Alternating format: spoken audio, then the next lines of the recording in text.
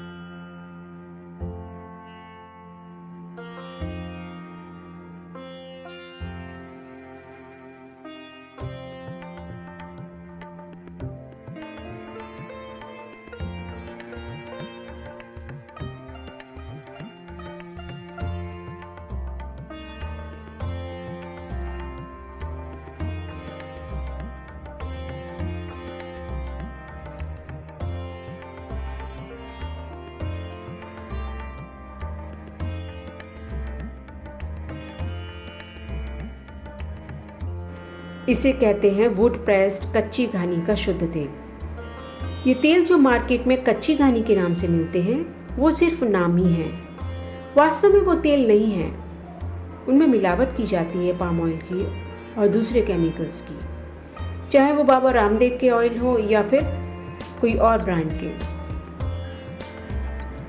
पहले देसी घी या परंपरागत तरीके से निकाला गया कच्ची घानी का तेल ही इस्तेमाल किया जाता था। जब से रिफाइंड तेल आया है लोग बीमार पड़ने लगे हैं, क्योंकि किसी भी तेल को रिफाइंड बनाने की प्रक्रिया में कई तरह के केमिकल्स मिलाए जाते हैं और फसलों में यूरिया और फर्टिलाइजर तो पहले से ही डाला जाता रहा है, उसके नुकसान अलग, डबल नुकसान। तो हमको नुकसान होने ही वाला है बाजार में बिकने वाले तेलों से। जब से रिफाइंड तेल डॉक्टरों ने लिखना शुरू किया है तब से दिल की बीमारियां और बढ़ गई हैं। कुछ तेल बनाने वाली कंपनियां डॉक्टर्स को प्रलोभन देकर सफोला और दूसरे रिफाइंड तेल रिकमेंड करने को कहती हैं। अगर सरसों का तेल बिल्कुल शुद्ध हो तो उसके 100% फायदे होंगे। जैसे सरसों का शुद्ध तेल वात रोगों को ठीक करता है। आयुर्वेद के अनुसार अगर किसी का वात बिगड़ा है तो 80 तरह के रोग आते हैं। तो शुद्ध सरसों का तेल इस्तेमाल करके हम वात से संबंधित रोगों को काफ़ी हद तक ठीक कर सकते हैं, जैसे कि गठिया रोग, जोड़ों का दर्द, आर्थराइटिस, ऑस्टियोपोरोसिस। इनको काफ़ी हद तक मेंटेन कर सकते हैं कि आगे ना बढ़े। शुद्ध सरसों के तेल की मालिश करने से शरीर की मांसपेशियां मजबूत होती हैं और रक्त संचार भी बेहतर होता है। इसलिए पहले छोटे बच्चों की मालिश शुद्ध सरसों के तेल से की जाती थी, ना कि जॉनसन बेबी ऑयल से।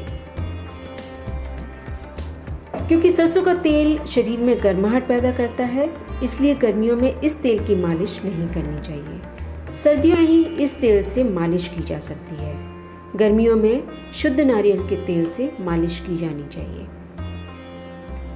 शुद्ध सरसों के तेल में protein, omega 3 fatty acid, oleic acid और लिनोलिक एसिड पाया जाता है, जो बालों की जड़ों को पोषण देकर रक्त संचार ठीक करता है, जिससे बाल झड़ना बंद हो जाते हैं और बालों की ग्रोथ अच्छी होती है। हाँ, जिनके बाल ऑयली हैं वो सरसों का तेल गर्मियों में इस्तेमाल ना करें। सर्दियों में इसका इस्तेमाल कर सकते हैं, वो भी कभी कभी।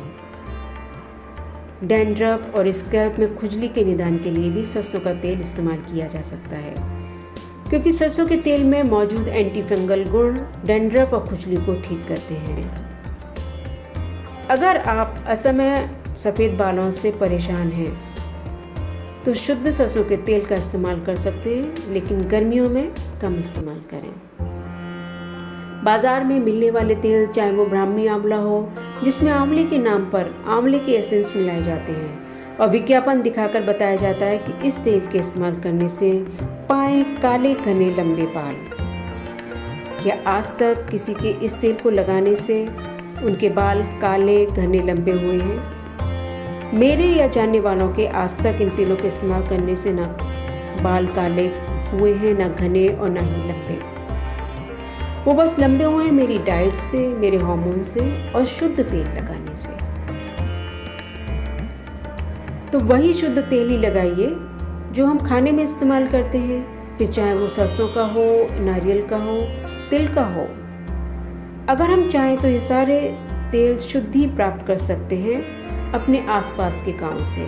हम डिमांड क्रिएट करें और उनसे कहकर घानी लगवाएं, तो उनको रोजगार मिलेगा गांव वालों को, और दूसरा हमें शुद्ध तेल। शुद्ध सरसों के तेल से दूसरे फायदे भी हो सकते हैं, जैसे कि दांतों की तकलीफ में शुद्ध सरसों के तेल में नमक मिलाकर रगड़ने से फायदा होता है। साथ ही दांत पहले से अधिक मजबूत होते हैं। त्वचा संबंधी समस्याओं में भी बेहद फायदेमंद होता है शुद्ध सरसों का तेल। ये शरीर के किसी भी भाग में फंगस को बढ़ने से रोकता है और त्वचा को स्वस्थ और चमकदार बनाता है। लेकिन याद रखिए कि हम गर्मियों में तेल का इस्तेमाल कम से कम करें। शुद्ध सरसों के तेल का इस्तेमाल भरपूर किया जा सकता है। अब बात आती है कि इसका सेवन कब करना चाहिए। गर्मियों में कम से कम इस्तेमाल करें और इसकी जगह शुद्ध नारियल का तेल या देसी गाय का घी इस्तेमाल कर सकते हैं खाना बनाने में। और बालों में शुद्ध नारियल का तेल लगाया जा सकता है। अगर मालिश करनी है तो शुद्ध नारियल के तेल की मालिश भी की जा सकती है। सरसों का तेल बैसाख यानी अप्रैल के महीने में तो बिल्कुल इस्तेमाल नहीं करना चाहिए, क्योंकि इसकी तासीर गर्म होती है और क्योंकि गर्मी बैसाख से ही ज़्यादा पड़नी शुरू होती है, तो इसलिए हमारी बॉडी को थोड़ा ठंडा, कुछ ऐसी चीज़ चाहिए जो हमारी बॉडी का टेम्परेचर ठंडा रखे, जैसे कि नारियल का तेल। हाँ, बारिश के दिनों में पकौड़े बनाने में सरसों के तेल का इस्तेमाल किया जा सकता है। सर्दियों भर शुद्ध सरसों का तेल, शुद्ध मूंगफली का तेल और शुद्ध तिल का तेल घाड़ी का निकला हुआ इस्तेमाल करना चाहिए। इसके साथ ही साथ हमें अपने खान पान का भी ध्यान रखना होगा। हमें अपनी डाइट में ज़्यादा से ज़्यादा फल और सब्जियां शामिल करनी पड़ेंगी, तभी हम बीमारियों से निजात पा सकेंगे और डॉक्टरों के पास हमें कम से कम जाना पड़ेगा। उम्मीद करती हूँ कि ये जानकारी आपको पसंद आएगी। फिर मिलेंगे एक नई इन्फॉर्मेशन के साथ। नमस्कार।